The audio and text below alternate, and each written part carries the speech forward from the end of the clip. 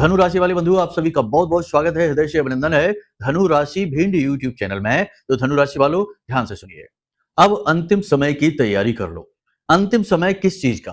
तकलीफों का, परेशानियों का, जो भी कष्ट जीवन में चल रहे हैं उन कष्ट और दुखों का अंत का समय आ चुका है। जी हाँ बंधुओं, ग्रह नक्षत्र आपके अनुकूल राशि परिवर्तन कर रहे हैं, अपनी चाल को बदल रहे हैं। अब इनका पूरा लाभ आपको लेना है। अब ग्रह नक्षत्र तो चाल बदल देते हैं, वातावरण को भी बदल देते हैं, लेकिन आपने कुछ गलतियां लगातार करते रहे, अपनी मानसिकता को न बदला, अपने सोचने के ढंग को न बदला, अपने जीवन में छोटे मोटे छोटे बदलाव नहीं लेकर आए, तो इन ग्रहों की राशि परिवर्तन का भी जीवन पर कुछ खास फर्क नहीं पड़ता है। उसमें भी यह देखा जाता है कि किन ग्रहों का राशि परिवर्तन है और उन ग्रहों की आपकी कुंडली में, आपकी जन्म पत्री में क्या स्थिति है, शुभ है, अशुभ है, पापग्रस्त हैं, अस्त हैं या किसी अन्य प्रकार से नकारात्मक स्थिति में बैठे हुए हैं, तो उनका प्रभाव नेगेटिव हो भी सकता है।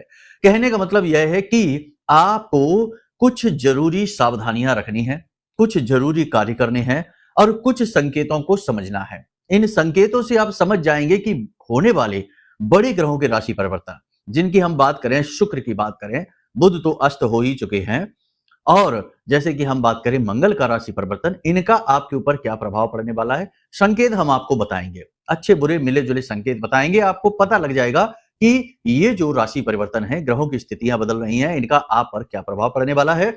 इसी के साथ साथ हम आपके आने वाले 3 से 5 दिनों की सटीक भविष्यवाणियां करेंगे। 5 भविष्यवाणियां करेंगे, कुछ पॉजिटिव कुछ नेगेटिव, लेकिन इन भविष्यवाणियों में आपके लिए मार्गदर्शन भी होगा। हर भविष्यवाणी के लिए कुछ जरूरी सलाह, छोटी छोटी सलाह भी हम आपको देते चलेंगे, तभी तो वह भविष्यवाणी पूर्ण होती है। जो भी गुरु का कर्म है वो यही है कि ना केवल समस्या बताएं बल्कि समाधान की भी बात करें। तो ये कर्म हम करेंगे। इसी के साथ साथ कार्यक्रम के अंत में आपको बताएंगे एक ऐसा शक्तिशाली उपाय, जरूरी उपाय, जो आपको आने वाले 5 से 7 दिनों तक लगातार प्रतिदिन करना है, रोज करना है। इसको करने से आपका बुध, शुक्र और मंगल तीनों ही अनुकूल हो जाएंगे, और ये 3 ग्रह अनुकूल होने से जीवन में कई प्रकार के कष्टों का नाश होता है। देखो, बुध शुक्र ये वैसे तो ग्रहों की दृष्टि से देखा जाए तो ग्रह ही हैं, लेकिन कहीं ना कहीं इनका शास्त्रीय कोण इस प्रकार से भी बनता है कि बुध को नारायण और शुक्र को लक्ष्मी, माता लक्ष्मी का प्रतीक माना जाता है। तो इस लिहाज से यदि आपने इन दोनों ग्रहों को अनुकूल बना लिया, साथ ही मंगल जो हनुमान जी के अधीन है, हनुमान जी को ही सूचित करते हैं, उनका प्रतीक ही है, तो यदि मंगल भी अनुकूल हो गया तो फिर आपके जीवन में पॉजिटिविटी बहुत ज्यादा आएगी, काम पूरी गति के साथ चलेंगे, बिगड़े काम बनने लगेंगे और व्याधियां, परेशानियां, अड़चने, नकारात्मकताएं जीवन में है वो एक एक करके समाप्त होने लगेगी। तो ये जो उपाय है ये आपको जरूर करना है, समय की मांग है ये। अगर आपने इस उपाय को नहीं किया तो आप बहुत बड़ी भूल कर बैठेंगे। देखो क्या होता है ना, जैसा कि हमने शुरुआत में कहा कि ग्रह तो अपनी चाल बदल देंगे, कुछ समय बाद फिर से पॉजिटिव, फिर से नेगेटिव, ये तो चलता ही रहता है। ग्रह तो रुके हैं नहीं, अपनी गति बनाकर घूम रहे हैं। आपका यह धर्म है, आपकी यह ड्यूटी है कि आप पहचाने ग्रहों की चाल को। प्राचीन काल में ज्योतिष विद्या को सामान्य शिक्षा पद्धति में पढ़ाया जाता था। मौखिक तौर पर लोगों को छोटे मोटा ज्योतिषीय गणित लगाना आता था, तो लोग जानते थे, समझते थे कि उनके ग्रहों की स्थितियां क्या हैं, कब किस प्रकार का गोचर हो रहा है, शुभ है, अशुभ है। अपनी कुंडली, अपनी पत्री को थोड़ा बहुत पढ़ना जानते थे। तो इससे होता यह था कि बहुत सारी समस्याओं को वो अपने जीवन में आने से रोक दिया करते थे और अच्छे समय का पूरा लाभ ले लिया करते थे, जिन्हीं को लोग चमत्कारों का नाम भी देते हैं। आज के समय में ये विद्या गुम हो चुकी है, तो इस वजह से लोग परेशान हैं, बिना मतलब नहीं। जहां अच्छा होने वाला होता है वहां बुरा हो जाता है, जहां रिश्ते बन रहे होते हैं वहां अचानक से बिगड़ जाते हैं। चीजों की समझ नहीं है, ग्रहों की चाल का अध्ययन नहीं है, ज्ञान नहीं है। खैर, चिंता की बात नहीं है, सारी बातें हम आपको समझाने जा रहे हैं। बस आपको करना यह है कि बिल्कुल फुर्सत से सभी कार्यों को छोड़कर पूरे चैन से, चित्त के साथ, ठंडे दिमाग से कार्यक्रम को देखना है, बातों को समझते जाना है। हर एक बात बहुत महत्वपूर्ण है और आपके जीवन से जुड़ी हुई है। आप नहीं देखेंगे तो कौन देखेगा? आखिर आपको ही कदम उठाना पड़ेगा। मार्गदर्शन देना हमारा काम है, हम इतना ही कर सकते हैं। करना आपको है, कदम आपको उठाने हैं, कर्म आपको करना है। ठीक है, तो उम्मीद करते हैं सारी बात आप समझ रहे हैं। कार्यक्रम में अंत तक जरूर ठहरेंगे। महामाई को याद करते हुए कमेंट बॉक्स में पूरे भक्ति भाव के साथ लिख डालिए, जय मां भद्रकाली कृपा करो। हर हर महादेव। श्रावण का पवित्र महीना आपके जीवन में खुशियां ही खुशियां लेकर आएगा, ऐसी उम्मीद करते हैं, भोलेनाथ से प्रार्थनाएं करते हैं। तो चलिए बंधुओं, अब ध्यान से सुनिए। जय माई की। बंधुओं, ज्योतिष और तंत्र विद्या के क्षेत्र में आचार्य अमित एक जाना माना नाम है।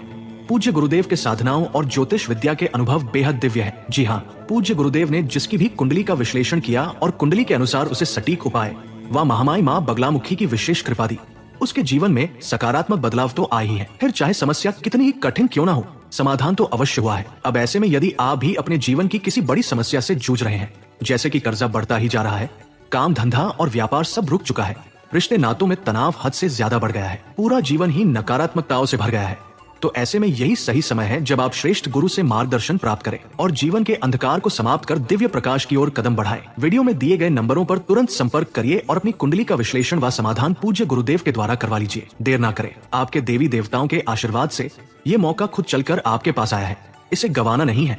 अभी फोन करें और गुरुदेव से मार्गदर्शन प्राप्त करें। महामाई आपका कल्याण करें। धन्यवाद। 24 जुलाई को बुध का अस्त हो जाना, 26 जुलाई को शुक्र का राशि परिवर्तन करना, मिथुन राशि में पहुंच जाना, और 28 जुलाई को मंगल देव का राशि परिवर्तन करके कन्या राशि में प्रवेश कर जाना, केतु से युति को तोड़ देना। याद रखना कि केतु से जब मंगल की युति बनती है तो मंगल बद हो जाता है, शुभ फल देने कम कर देते हैं या बंद ही कर देते हैं। आपको सबसे ज्यादा ध्यान जो देना है वह है मंगल के राशि परिवर्तन पर, क्योंकि अचानक से जीवन में गति आएगी, बहुत सारी चीजें एकदम से बदलना शुरू हो जाएंगी। आपका एटीट्यूड, आपके सोचने का तरीका भी इससे प्रभावित होगा, वह भी इससे अछूता नहीं है। आपको अपनी कुंडली में इन तीनों ग्रहों की स्थितियों को जानना देखना बहुत आवश्यक है। यदि आप निकाल सकते हैं तो अपनी जन्म कुंडली को निकाल कर देख लीजिए, तीनों ग्रहों की स्थितियों को देख लीजिए। अगर सामान्य तौर पर देखा जाए तो ये देखिए कि आपके ये तीनों ग्रह कुंडली में अस्त तो नहीं है, नीच के तो नहीं है, किसी पापी ग्रह के साथ युति बनाकर तो नहीं बैठे हैं, 6, 8, 12 की स्थिति में तो नहीं बैठे हैं, और किसी पाप ग्रह से जैसे जैसे शनि की बात करें, राहु की बात करें, केतु की बात करें, इनसे दृष्टिगत संबंध तो बनाकर नहीं बैठे हैं। यदि है तो फिर ये कहीं ना कहीं पीड़ाएं पहुंचाएंगे। सूर्य शुक्र भी साथ हो जाए तो पीड़ागत हो जाते हैं। अब आपको ये सारी चीजें यदि समझ में नहीं आती हैं तो कोई बात नहीं है, आप अपनी कुंडली का विश्लेषण करा लो। छोटी सी दक्षिणा के साथ हम आपकी कुंडली का श्रेष्ठतम आकलन करके समाधान दे देंगे। जो ग्रह कमजोर है उन्हें बली मजबूत बना देंगे, और खराब ग्रह में बैठे हैं तो उन ग्रहों से हटाने के उपाय भी बता देंगे, जिससे जीवन भर का समाधान, संकट से मुक्ति हो जाएगी। ठीक है, तो चलिए अब भविष्यवाणियों की ओर चलते हैं। सबसे पहले बात करते हैं सावधानी की। जी हाँ बंधु, क्योंकि अच्छे से ज्यादा बुरे का ध्यान रखना बहुत जरूरी होता है, क्योंकि परेशानी वहीं से आती है। अपरिचित लोगों पर पूरा भरोसा ना करें। लोग आपके पास आएंगे, आपका दुरुपयोग करेंगे, आपको ठेस पहुंचाने की कोशिश करेंगे। गलत कार्य भी आपके साथ हो सकता है, मतलब कि आपका मानसिक शोषण भी हो सकता है, आपकी चीजें भी ली जा सकती हैं, ठगी जा सकती हैं, रुपए पैसे की ठगी हो सकती है। तो अगले 3 से 5 दिनों तक अनजान अपरिचित लोगों पर एकदम से दिल खोलकर भरोसा नहीं करना है। कहीं ना कहीं शक, थोड़ा सा वहम अवश्य रखना है। आलस्य की अधिकता हो सकती है, शरीर में ऊर्जा की कमी रह सकती है, और इसकी वजह से काम खराब हो सकते हैं। काम को आप टाल सकते हैं, तो ये स्थिति आपके लिए थोड़ी सी परेशानी उत्पन्न करने वाली हो सकती है। एक सबसे महत्वपूर्ण बात यहां पर हम आपको बता दें कि कोई भी काम जल्दबाजी में आपको नहीं करना है। जी हाँ, देखो, पहले तो आलस में काम को आपने टाला, खींच दिया, लेट हो गए, अब जल्दबाजी में काम को खींच रहे हैं। जल्दबाजी में काम खराब होगा, तो थोड़ा सा धैर्य के साथ ठंडे दिमाग से समय के अनुकूल कार्य करें। ये बात सही है कि आपका काम करने का मन नहीं करेगा, नकारात्मकता भी मन पर थोड़ी सी हावी रहेगी, शारीरिक स्वास्थ्य भी आपका पूरी तरह से ठीक नहीं रहेगा, भारीपन, स्थूलता बढ़ेगी, नकारात्मकता बढ़ेगी, ऊर्जा की कमी से आप जूझेंगे, जिसकी वजह से जरूरी कामों को भी आप थोड़ा सा टालेंगे, आगे खींचेंगे। काम का दबाव भी थोड़ा सा कम होगा। जैसे प्रोफेशनल की बात कर रहे हैं, बिजनेस हो चाहे नौकरी हो, कार्यस्थल पर काम का थोड़ा सा प्रेशर हल्का होगा। इतना कठोर हार्ड वर्क, मेहनत अभी आपको नहीं करनी पड़ेगी। उधारी से आप परेशान रहेंगे। यदि आप व्यापार करते हैं, बिजनेस करते हैं, तो उधारी आपको बहुत परेशान करेगी। लोग आपसे उधार सामान ले लेंगे, लेकिन पैसे देने में नानुकुर करेंगे, टालेंगे, जिससे आपका पैसा अटकेगा, आप परेशान हो जाएंगे। सामान्य स्थिति में भी इस बात की संभावना है कि कोई आपसे उधार पैसे मांग सकता है, तो थोड़ा सा सावधान होकर और उसका पुराना रिकॉर्ड देखकर ही उसे पैसे देना है। यूं ही बिना सोचे समझे ना दे देना, और एक सीमा में रहकर ही देना है। लिमिट से ज्यादा, सीमा से ज्यादा लेन देन खतरनाक रहेगा, आपका ही पैसा अटकेगा। छोटी छोटी बातों का ख्याल रखिए, ये बहुत महत्वपूर्ण है। जैसे जल्दबाजी वाली जो टॉपिक था, उसी में हम आगे ये कह सकते हैं कि छोटी छोटी बातों को इग्नोर नहीं करना है, ठीक है ना। ध्यान देना है। जैसे कि हम अपनी पूरी तैयारी करते हैं तो उसमें हम कुछ छोटी छोटी चीजों को छोड़ देते हैं, वो छोटी छोटी चीजें ही बड़ी समस्याओं को जन्म दे सकती हैं, किसी भी प्रकार की स्थिति हो। इसी प्रकार छोटी छोटी बातों की भी बात करेंगे कि यदि कोई व्यक्ति कुछ कह सुन रहा है, आपके बारे में कुछ नकारात्मक बोल रहा है, जैसा कि बोलेगा ही, कोई आपका अपना ही आपका दिल दुखाएगा, आपके लिए कुछ गलत बोलेगा, अपशब्द भी बोलेगा, जिसे सुनकर आपको अच्छा नहीं लगेगा। हम तो इन्हें छोटी छोटी बातें ही कहेंगे। देखिए, आपका जीवन है, आपका मन है, और आपका इस पर पूरा नियंत्रण होना चाहिए। दुनिया का कोई भी इंसान कुछ भी कहता रहे, आपको इससे कोई फर्क नहीं पड़ना चाहिए, क्योंकि आप क्या हैं, कौन हैं और क्या करते हैं, ये आप अच्छी तरह से जानते हैं। आप अपने लिए सच्चे हैं, दुनियादारी से आपको कोई फर्क नहीं पड़ना चाहिए। तो छोटी छोटी बातों का, यानी गलतियां जो हो सकती हैं, उन गलतियों का ख्याल रखिए, और छोटी छोटी बातों को दिल से नहीं लगाना। किसी ने कुछ कह सुन दिया तो बैठ के रो रहे हैं, आंसू बहा रहे हैं, हम तो इससे इतना प्रेम करते थे, लेकिन अब इसने कैसा, देखो हमारे बारे में क्या बोल दिया, क्यों कह दिया, ऐसा इसने क्यों किया, हमें धोखा क्यों दिया। ये सारी बातें बिल्कुल बेईमानी है। आज का समय जो है ना, वो बड़ा क्रूर है। आज के समय में लोग बस यही मौका तलाशते रहते हैं कि कैसे अपना मतलब सीधा हो। अपना मतलब सीधा होने के बाद एक बार भी पीछे मुड़कर नहीं देखते हैं, और अपनों में ही शत्रु छुपे बैठे हैं। ये याद रखिए, खास तौर से आपकी राशि के जातकों के लिए शत्रु बाहर से नहीं आएंगे, अपनों में ही लोग शत्रुता निभाएंगे, ठीक है। अगली भविष्यवाणी बहुत अच्छी है कि आप किसी प्रकार के धार्मिक पूजा पाठ अनुष्ठान में भाग ले सकते हैं, धार्मिक यात्रा पर जा सकते हैं। पूजा पाठ का कोई विशेष उपाय, कोई विशेष क्रिया करते हुए दिखाई दे रहे हैं, जो कि बहुत ही अच्छी बात है। कोई मंत्रोच्चारण वगैरह भी आप कर सकते हैं, मांत्रिक अनुष्ठान भी आप कर सकते हैं, जो कि बहुत जरूरी भी है। क्योंकि जो भी जीवन में नकारात्मकता है, यानी कि कह सकते हैं कि दुर्भाग्य हमारे नसीब में लिख गया है, इस दुर्भाग्य को काटने की शक्ति मंत्र के पास ही है। इसीलिए तो तुलसी बाबा ने लिखा कि मंत्र महामणि विषम ब्याल के, मैटत कठिन कुंक भाल के।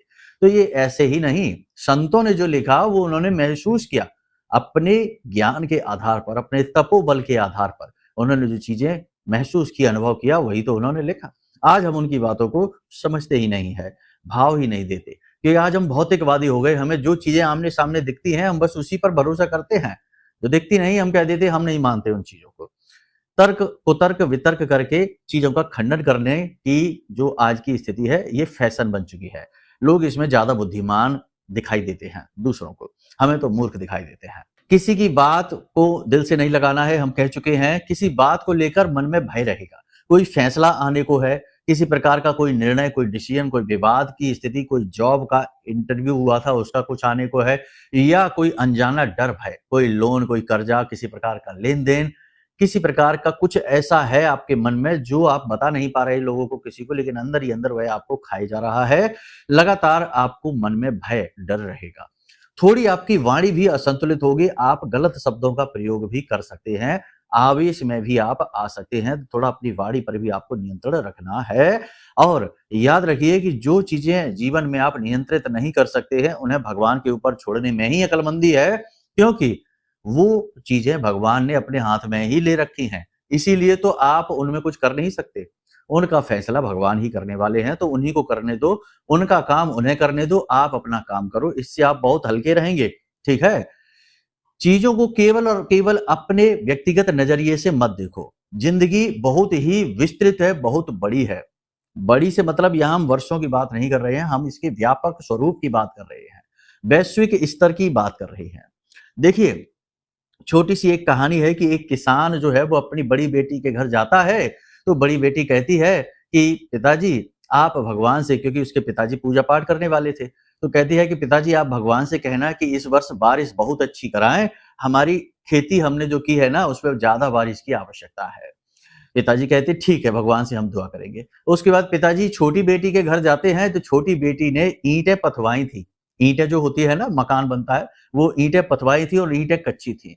तो वो कहती है कि पिताजी आप भगवान से प्रार्थना करना कि इस वर्ष बारिश ना करें ज़्यादा, अगर बारिश हो गई तो हमारी ईंटें सारी की सारी खराब हो जाएँगी, मिट्टी बन जाएँगे। तो अब पिताजी तो बड़ी ही दुविधा में फँस गए कि एक कहती है कि दुआ करो कि बारिश हो, एक कहती है कि बारिश ना हो। तो अब भला भला पिताजी क्या बोले, क्या माँगे? तो उन्होंने इसे भगवान पर ही छोड़ दिया कि आपको जो अच्छा लगे वो आप करिए। यही संत स्वभाव है, यही बुद्धिमान का स्वभाव है। तो हम जब व्यक्तिगत नज़रिए से चीज़ों को देखते हैं तो हमें गलत और सही चीज़ें दिखती हैं, लेकिन उसके नज़रिए से चीज़ें सर्वश्रेष्ठ होती हैं। हो सकता है आज जो चीज़ हमें बहुत खराब लग रही हो कि हमारे जीवन में ये चीज़ बहुत खराब है, लॉन है, बहुत परेशान कर रहा है, ये इंसान हमें बहुत ज़्यादा व्याकुल कर रहा है, परेशान कर रहा है। कल आज से 2 साल, 4 साल बाद हमें वही स्थिति अच्छी लगने लगे कि अच्छा हुआ कि उस समय हम इतने परेशान थे, हमने ये काम कर लिया और आज हम देखो यहाँ तक आ गए। तो ये चीज़ें इसी तरह कार्य करती हैं बंधुओं। समझ का फेर है। जानबूझकर अपने जीवन को नर्क ना बनाइए। अपना नर्क ना, अपना स्वर्ग बनाइए, स्वयं अपने हाथों से, ठीक है ना? मरने के बाद किसने देखा है कि स्वर्ग है कि नर्क है? हम जीते जी ही अपने जीवन को जब नर्क बनाकर बैठे हैं, दिन-रात कुढ़ रहे हैं, मन ही मन जल रहे हैं, तो फिर हम ये कैसे उम्मीद कर सकते हैं कि मरने के बाद हमें स्वर्ग मिलेगा, जब हमने जीवन में तो नर्क भोगा है। आप समझ रहे हैं ना हमारी बात को? अगली भविष्यवाणी यहाँ पर यह है कि लोग आपकी बातों का गलत मतलब निकालेंगे, किसी को सलाह देने की जरूरत नहीं है, किसी के व्यक्तिगत जीवन में दखल-अंदाज़ी ना करें। इसी के साथ-साथ सबसे बड़ी बात कि अपनी मन की बातों को किसी से शेयर ना करें, बातों का गलत फ़ायदा उठाया जा सकता है, थोड़ा-सा सावधान रहने में भलाई है। समय कुछ करने का है, कुछ बदलने का है। इस समय आप अपने ऊपर ध्यान दीजिए, एकाग्रचित्त रहिए, अपने कार्यों को पूरी ईमानदारी, तन्मयता के साथ करिए। आलस्य को अपने ऊपर हावी ना होने दीजिए और अपनी सेहत का विशेष ख्याल रखिए। ब्लड प्रेशर से जुड़े हुए जो रोगी हैं, हार्ट से जो जुड़े हुए रोगी हैं, एंजाइना वगैरह का जिनको तकलीफ, हाइपरटेंशन वगैरह की जो तकलीफ रहती है, ऐसे लोग बहुत परेशान हो सकते हैं, हॉस्पिटल तक जाना पड़ सकता है। पेट में किसी प्रकार का दर्द, इन्फेक्शन हो सकता है, फिसल कर गिरने और चोट लगने का भी भय है। वाहन आदि भी संभल कर चलाएं। इन सावधानियों के साथ चलें, जीवन बड़ा ही सुंदर है। टेंशन न लें, आने वाला समय बहुत ही अच्छा है। उपायों के माध्यम से हम चीजों को अनुकूल भी बनाएंगे। अब बात करते हैं उपाय की, जो आपको अगले 7 दिनों तक, आज आप जिस कार्यक्रम को देख रहे हैं, कल से ही इस उपाय को करना शुरू कर दीजिए, दिन का कोई विशेष ख्याल नहीं। तो आपको करना क्या है कि एक आटे का दीपक जलाना है। हम पहले भी इस उपाय को बता चुके हैं, फिर से बता देते हैं, ध्यान से समझ लेना। तो एक आटे का दीपक बनाना है, गाय के घी से इस दीपक को जलाना रहेगा। तो गाय का घी ले लीजिए, साथ ही बड़ का एक पत्ता, बरगद का पेड़ जो होता है ना, उसका एक पत्ता टूटा फटा नहीं हो, एक पत्ता लेना है साबुत, और उस पत्ते पर उस आटे के दीपक को रखकर हनुमान जी के सामने, मंदिर में जाकर हनुमान जी के सामने जलाइए दीपक को, और वहीं पर बैठकर 11 हनुमान चालीसा का पाठ करिए और एक बार बजरंग बाण का पाठ करिए, ठीक है? उसके बाद हनुमान जी से अपनी इच्छा मनोकामना मांगिए कि आपका आने वाला समय शुभ हो, कर्जा बहुत है तो कर्जा मुक्त हो, जो भी इच्छा मनोकामना है आपकी उसे आप मांगिए। हनुमान जी आपकी सारी इच्छा मनोकामना पूरी करेंगे और मंगल का राशि परिवर्तन आपके अनुकूल बना देंगे, चाहे कुंडली में मंगल प्रतिकूल स्थिति में ही क्यों ना बैठा हो, ठीक है? जब आप मंदिर से बाहर निकलें, दीपक ठंडा होने के बाद ही बाहर निकलें, उससे पहले ना निकलें, तो उस जो पत्ता है, जो आटा है, उसे आप गाय को खिला दें, ठीक है ना? सबसे अच्छा उपाय है। इस उपाय को लगातार 7 दिनों तक आप करिए, चमत्कार होंगे। मंगल का राशि परिवर्तन होने के बाद जीवन में स्थायी सुख आएंगे, नकारात्मकताएं दूर होंगी।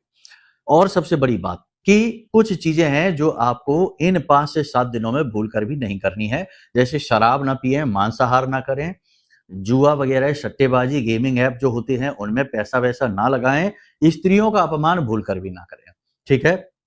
वाणी पर संतुलन रखें, कड़वे शब्दों का प्रयोग ना करें, किसी को चोट पहुंचाने वाले शब्दों का प्रयोग ना करें, अपनी वाणी को पूरी तरीके से संतुलित रखें, नियंत्रण में रखें।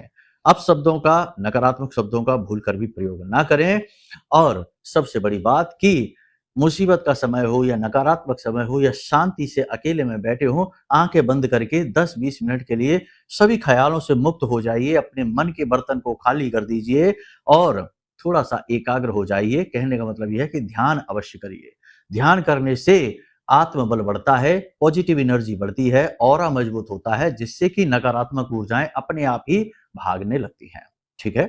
तो चलिए बंधु, उम्मीद करते हैं कि सारी बातें आपने समझ ली हैं। अब यदि कोई प्रश्न मन में उठे तो आप हमसे नंबर दिए हैं, इन पर फोन करके पूछ सकते हैं। कुंडली विश्लेषण करानी है तो इसके लिए भी वीडियो में दिए गए नंबरों पर फोन कर सकते हैं। आपकी कुंडली का विश्लेषण करके योग युतियों दोषों के आधार पर आपको सटीक उपाय बनाकर दे देंगे। आपके जीवन का जो भी दुख तकलीफ है वो समाप्त हो जाएगी, जीवन सुखी हो जाएगा। तो चलिए बंधु, हमेशा हंसते रहिए, मुस्कुराते रहिए, सकारात्मक रहिए, महामाई पर अपनी आस्था और विश्वास बनाकर रखिए, क्योंकि आपका उद्धार तो वहीं से होना है। प्रेम से बोलिए जय माई की। हमारे प्रिय और परम पूज्य आचार्य जी ने अपनी साधनाओं के अनुभवों पर आधारित शक्तिशाली उपाय और क्रियाओं के माध्यम से हजारों लोगों के जीवन को पूरी तरह से बदला है। आचार्य जी के द्वारा बताया गया हर एक उपाय इतना सटीक और कारगर होता है कि जो भी इसे पूरे भाव के साथ कर लेता है उसे साक्षात महामाई की कृपा और आशीर्वाद प्राप्त हो जाती है। इसलिए निसंकोच इन उपायों को पूरे भाव के साथ करिए, आपका कल्याण होगा। जय माई की।